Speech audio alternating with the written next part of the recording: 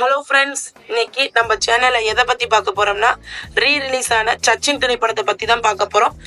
John Mahendran இயக்கத்தில் விஜய் நடிப்பில் கடந்த 2005ஆம் ஆண்டு வெளியான படம் சச்சின். இதில் விஜய்க்கு ஜோடியாக ஜெனிலியா நடித்திருந்தார். தானு தயாரித்திருந்த இப்படத்தில் வடிவேலு, ரகுவரன், சந்தானம் உள்ளிட்ட பல நட்சத்திரங்களும் நடித்திருந்தனர். தேவி ஸ்ரீ பிரசாந்த் இசையில் உருவாகியிருந்த இந்த படம் நல்ல வரவேற்பை பெற்றது.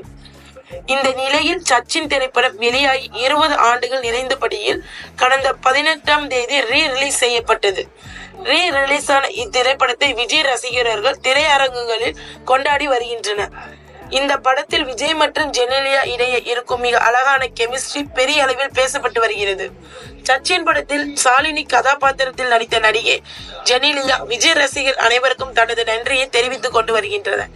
இந்த நிலையில் சச்சின் திரைப்படம் உலக அளவில் ரூபாய் 15 கோடிக்கும் அதிகமான வசூல் செய்துள்ளதாக தகவல் கிடைக்கப்பட்டுள்ளது.